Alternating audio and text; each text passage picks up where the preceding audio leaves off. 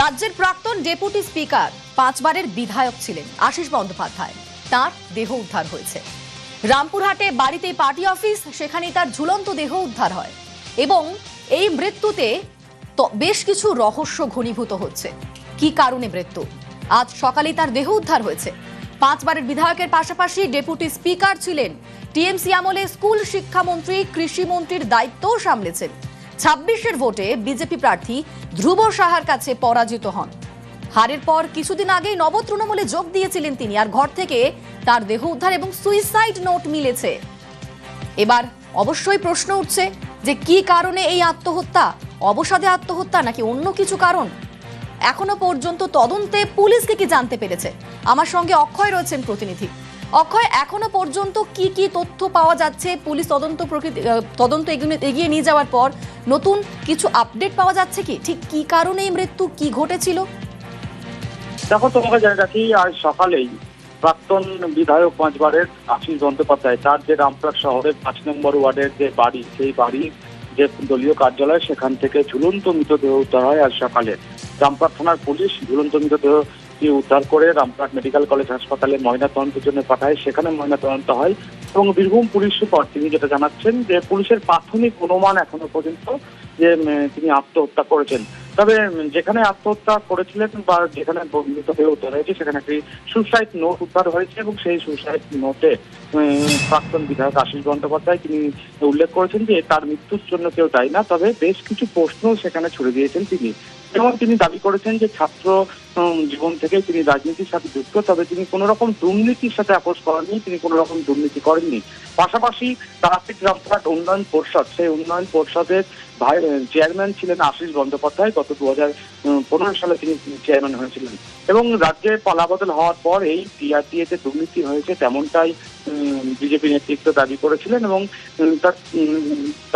তবে সেই নোটেও প্রাক্তন বিধায়ক দাবি করেছেন যে তিনি কোন রকম টিআরটিতে দুর্নীতির সাথে যুক্ত হয়নি। তার কারণ টিআরটিএর যে টেন্ডার কমিটি, সেই কমিটিতেও ছিলেন না, পাশাপাশি চেক সই করা তিনি করেননি এবং তিনি রাজনীতি তার পরিবারের কেউ সদস্য না আসে সেই বিষয়টা উল্লেখ করেছেন। তো পরিবার যেটা অভিযোগ করছেন যে আশিস বন্দ্যোপাধ্যায় তিনি স্বচ্ছ ভাবমূর্তি ছিলেন এবং দুর্নীতির দায় তার উপর একটা চাকরি দেওয়া হচ্ছিল, হয়তো বা সেই মানসিক অবসাদ থেকে সে আত্মহত্যা করেছে তেমনটা পরিবার দাবি করছে। তবে তার যারা ছাত্র, আশিস বন্দ্যোপাধ্যায় রাজনীতিবিদ যেমন ছিলেন, পাশাপাশি রামপুরহাট যে কলেজ, সেই কলেজের অধ্যাপক ছিলেন এবং তার বহু ছাত্রছাত্রী আছে, তারাও কিন্তু বিশ্বাস করতে পারছেন না যে তাদের শিক্ষক আজ আর নেই এবং তাদের ছাত্রছাত্রীরা দাবি করছেন যে তাদের শিক্ষক আশিস বন্দ্যোপাধ্যায় ছিলেন এবং তিনি স্বচ্ছ ভাবমূর্তির সাথে ছিলেন, তিনি দুর্নীতি করতে পারেন বলে তাদের জানা নেই এবং তাদেরও কাছে বিশ্বাস হচ্ছে যে তার উপর একটা দায় চাপানোর বিষয়টা উঠে আসছিল।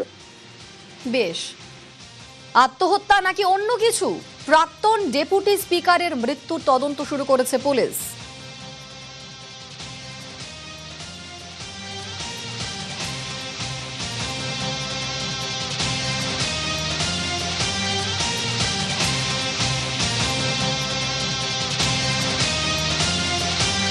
দুটো হ্যান্ড রিটার্ন নোট পাওয়া গেছে। অ্যাপারেন্টলি লেখা আছে কি nobody is responsible for my death, আমার মৃত্যুর জন্য কেউ দায়ী নেই। আনন্যাচুরাল ডেথ কেসে ইনকোয়েস্ট এন্ড পোস্টমর্টম করা ম্যান্ডেটরি আছে। আমরা খতিয়ে দেখছি ব্যাপারটা কি কারণে উনি যে প্রাইমা ফেসি যে বুঝে সুসাইড করেছেন, কি কারণে করলে কি আছে ব্যাপারটা, সেটা নিয়ে ইনকোয়ারি আমরা করে দেখছি। উদ্ধার হয়েছে সুইসাইড নোট, আর সেই সুইসাইড নোটের ছত্রে ছত্রে অবসাদের ইঙ্গিত। রাজনীতিতে ছিলেন তবে দুর্নীতিতে নয়, এমনটাই দাবি করেছেন চিঠিতে। হারের পর বারবার অপমানেই চরম ফয়সালা। তৃণমূলেরই একাংশের বিরুদ্ধে সরব মৃত ডেপুটি স্পিকারের পরিবার।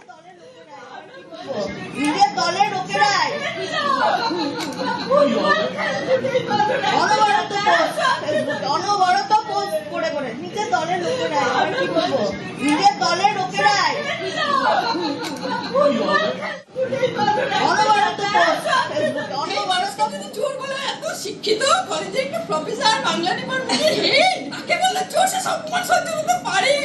মানুষটা ঘুমড়ে ঘুমড়ে ঘুমড়ে ঘুমড়ে পড়ে গেল, সুইসাইড করে দিল আর সুইসাইড করে মানুষটাকে মেরে দিল। এ পার্টি দেখিনি, এ পার্টি দেখিনি, এ পার্টি দেখিনি, আমরা মানুষকে মেরে দেওয়া পার্টি। পুলিশ অফিসার যারা এসেছেন তারা দেখবেন কি লিখে গিয়েছেন। রাত্রি 12টা পর্যন্ত আমরা বসে একসাথে সব ভাই সবাই গল্প করেছি, গোটা ফ্যামিলি ছিল সেখানে উপস্থিত। কিছু বোঝা যায়নি, উঠে গেলেন, ভাত খেতে গেলেন, নিজেই দরজা বন্ধ করলো। সকালবেলাতেই শুনছি এই ইনসিডেন্ট ঘটে গেল। তো হতে পারে সেগুলো ফেসবুকে বা এতে ঘোরাঘুরি করে তো অনেক সময়, সেগুলো হয়তো দেখে, সেটা থেকে হয়তো মনের মধ্যে বিরাট একটা আঘাত পেয়েছে, যে জীবনে কোনোদিন একটু অন্যায় করেনি, যে কোনোদিন কারোর একটা ক্ষতি করেনি, কারোর কাছে এক কাপ চা পর্যন্ত কোনোদিন খায়নি, সেই ব্যক্তির নামে যদি কেউ কিছু বলেন, একটা মানসিক আঘাত থেকে হতে পারে। আশিস বন্দ্যোপাধ্যায়ের যে সুইসাইড নোট, সেই নোটে চক্রান্তের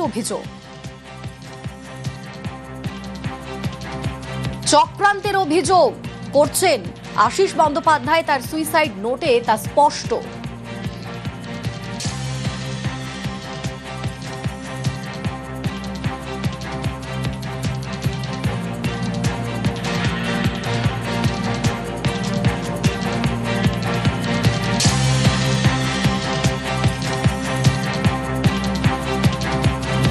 আশিস বন্দ্যোপাধ্যায়ের মতো একজন রাজনীতিবিদ, যাকে নিয়ে সমস্ত রাজনৈতিক দলের সতীর্থরাও কোনোদিন সে অর্থে কোনো অভিযোগ তোলেননি, সেই ব্যক্তির এভাবে টিআরডিএ সংক্রান্ত বিষয়ে নাম জড়িয়ে যাওয়া বা গত 21শে জুলাই কলকাতাতে আসার পথে তাকে যেভাবে অপমান এবং হেনস্থার শিকার হতে হয়, অনেকেই বলছেন সেটা তাকে ভীষণ রকমভাবে অপমান এবং অস্বস্তির মধ্যে ফেলে দেয়।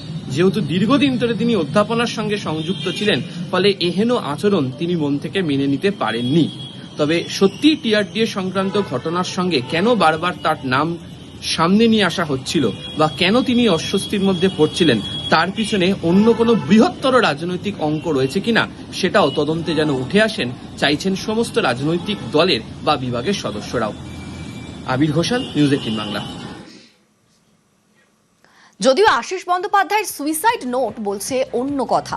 টিআরডিএতে সইয়ের কোনো এখতিয়ারই ছিল না বলে দাবি।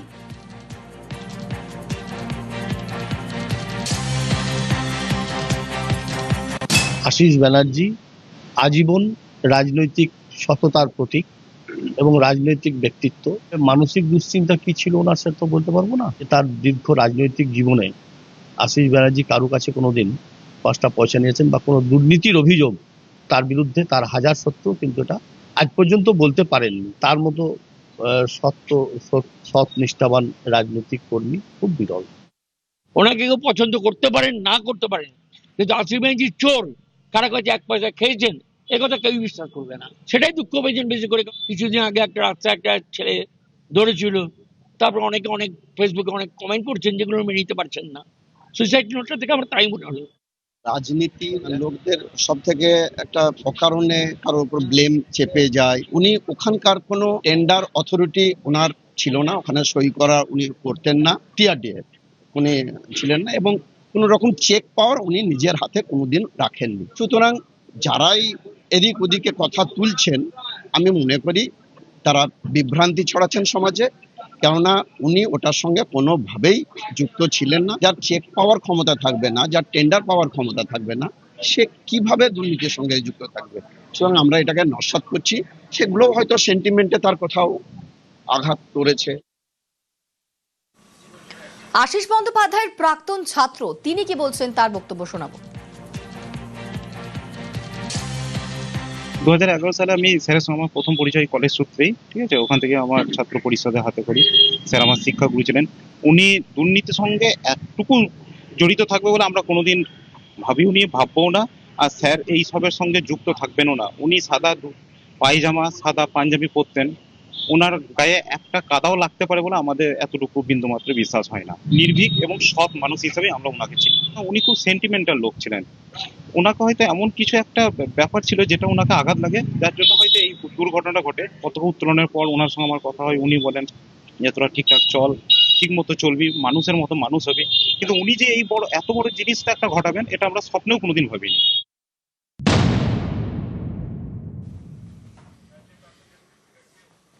রাজ্যের প্রাক্তন ডেপুটি স্পিকার, তৃণমূল সরকারের আমলে মন্ত্রী, 5বারের বিধায়ক ছিলেন তিনি। পার্টি অফিসে সেই আশিস বন্দ্যোপাধ্যায়ের ঝুলন্ত দেহ উদ্ধারে তোলপাড় রাজ্য রাজনীতি। প্রশ্ন একটাই, কেন এই মৃত্যু?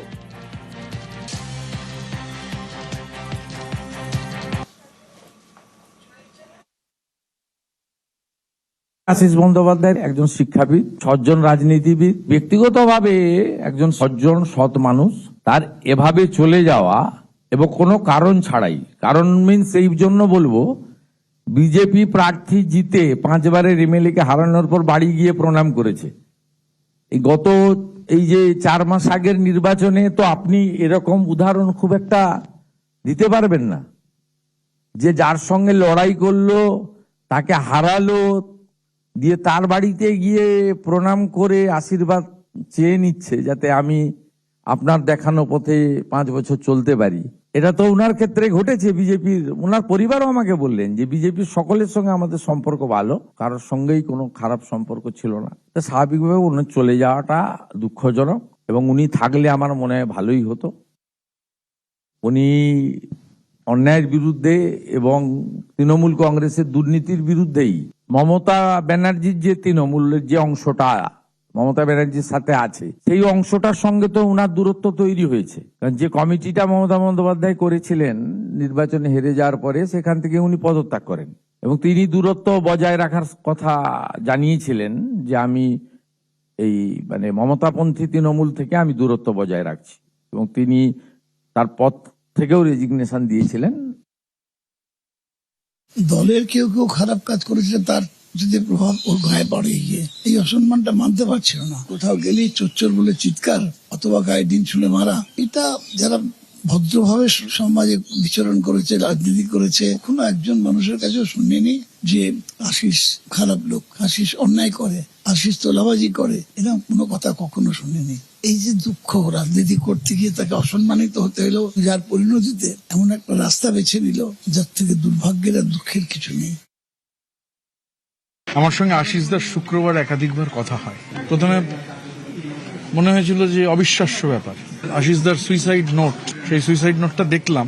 সর্বদা সব দলীয় অন্যায় মেনে নিতে না পারলেও প্রতিবাদ করতে পারিনি, যেহেতু আমরা কেউ পারিনি প্রতিবাদ করতে, যখন প্রতিবাদ করা উচিত ছিল।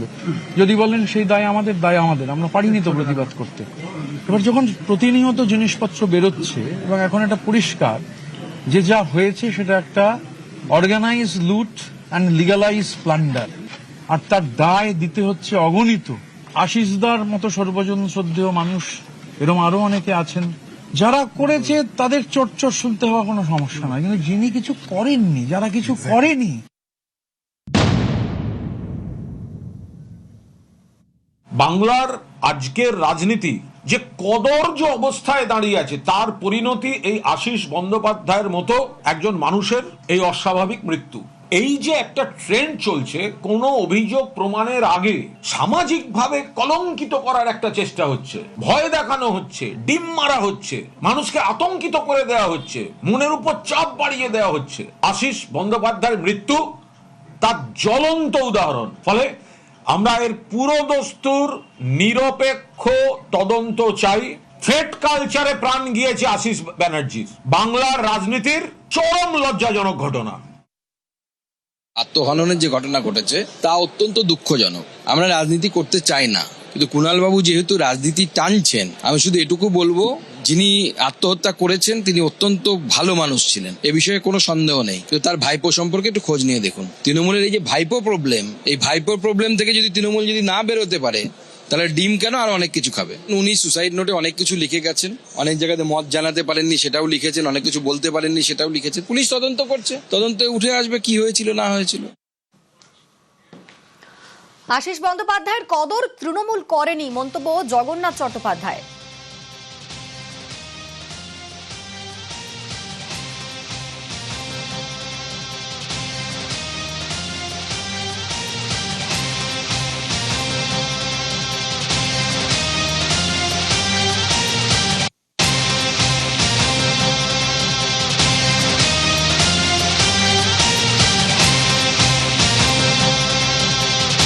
আশিস বন্দ্যোপাধ্যায়দের মতো মানুষজনের কদর তৃণমূল কংগ্রেস করেনি। মমতা বন্দ্যোপাধ্যায়ের সঙ্গে যখন কেউ ছিল না তখন আশিস বন্দ্যোপাধ্যায় রামপুরহাটে ছিলেন। খুব সহজ সরল জীবন ছিল, সজ্জন মানুষ ছিলেন, মিষ্টভাষী মানুষ ছিলেন, রাজনৈতিক ভিন্নতা থাকা সত্ত্বেও খুব ভালো সম্পর্ক ছিল। স্থানীয় প্রশাসন পুলিশের কাছে আমরা বলেছি নিরপেক্ষ তদন্ত হোক, কিন্তু কেন আত্মহত্যা হলো, বিশেষ করে পার্টি অফিসের মধ্যে কেন এই পরিস্থিতি তৈরি হলো, তো সেটা পুলিশ তদন্ত করে দেখছে এর মধ্যে অন্য কোনো ষড়যন্ত্র আছে কিনা। 7 সকালে উনি পার্টি অফিসে করছিলেন এই বাকি, পুলিশ সব দিকটা দেখছে। মমতার আমলে সাদা কালো রাজনীতি ছিল, অনেক কিছুর প্রতিবাদ করতে পারেননি আশিস বন্দ্যোপাধ্যায়, মন্তব্য শিল্পমন্ত্রী তাপস রায়ের। আশিসকে আমি চিনি, সে কোন কাল থেকে, আজকের কথা তো সেটা নয়, ছাত্র পরিষদ করার সময় থেকেই ওকে জানি চিনি। যখনই আমি শুনেছি জেনেছি তখনই বিষয়টা খারাপ লেগেছে। পশ্চিমবাংলার রাজনৈতিক আবহাওয়াটাকেই তো নষ্ট করে দেওয়া হয়েছিল, সমস্ত অরাজনৈতিক মানুষদের যে দাপাদাপি। আবার এটাও শুনেছি ও লিখেছে যে অনেক কিছু প্রতিবাদ করতে পারিনি, মেনেও নিতে পারিনি। সারা বাংলায় মমতার আমলে সাদা কালো রাজনীতি ছিল এবং সবসময় উনি কালো রাজনীতিকেই বেছে নিয়েছেন, কালো মানুষদেরই বেছে নিয়েছেন। উচ্চশিক্ষিত লোক, প্রফেসর, হয়তো গায়ে লেগেছে, মন্তব্য হাসনের প্রাক্তন কংগ্রেস বিধায়ক মিল্টন রশিদের। আশিস কাকা সম্পর্কে আমি একটা কথা বলতে পারি, ছোট থেকে ওনাকে যতটুকু দেখেছি, চিনেছি, মিশেছি, কাকা নির্লোভ ছিলেন, খুব ভীতু ছিলেন, কিন্তু কাকাকে শিখণ্ড করে অনেকেই তো অনেক কিছু করেছে। সেই গল্পের হয়তো উনি কাছাকাছিও যাননি, উনি হয়তো শুধুমাত্র চেয়ারম্যানটাই ছিলেন। একটা সম্মানীয় লোক, উচ্চশিক্ষিত লোক, একটা প্রফেসর, এটাই হয়তো তার গায়ে লেগেছে। আশিস বন্দ্যোপাধ্যায়ের মৃত্যুতে রহস্য, সোশ্যাল মিডিয়ায় পোস্ট করেছেন অভিষেক বন্দ্যোপাধ্যায়।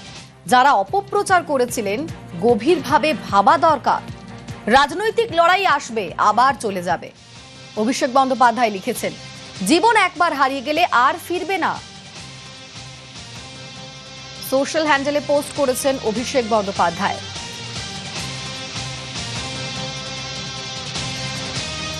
আর অনুব্রত মণ্ডল তিনি বলছেন ভালো লোক ছিলেন, কিভাবে হলো বুঝতে পারছেন না।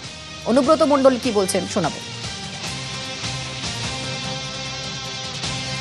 ভালো লোক ছিল এটুকু জানি, এবং খুব ভদ্র লোক ছিল, 5 বারের এমএলএ বটে। তো কেন এরকম হলো বুঝতে পারছি না। ওনার তো কোনো শত্রু নাই, উনি জোরে কথাও বলতেন। এত অপমান সবার পক্ষে নেওয়া সম্ভব নয়, প্রতিক্রিয়া শতাব্দী রায়।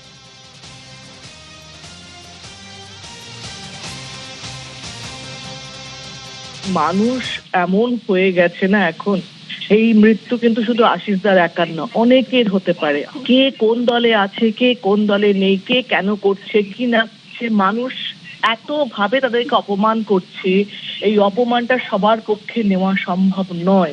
সেই মানুষটা এতবারের এমএলএ, শ্রদ্ধার মানুষ, তাকে যদি প্রতিদিন প্রতিনিয়ত অপমান করা হয়, সে অপমান নেওয়া কিন্তু সত্যি সম্ভব নয়। যদি এই মৃত্যু সুইসাইডের জন্য, অবসাদের জন্য হয়, এরকম মৃত্যুর খবর কিন্তু আরো পাবেন আপনারা। কারণ এই জন্যে যে মানুষ সোশ্যাল মিডিয়া যে জায়গায় পৌঁছেছে, তাতে কিন্তু একটা মানুষকে মেরে ফেলা খুব সহজ হয়ে যাচ্ছে। 26-এর ভোটে আশিস বন্দ্যোপাধ্যায়কে পরাজিত করেছিলেন বিজেপির ধ্রুব সাহা। আত্মহত্যার কারণ জানতে নিরপেক্ষ তদন্ত দাবি বিজেপি বিধায়কের।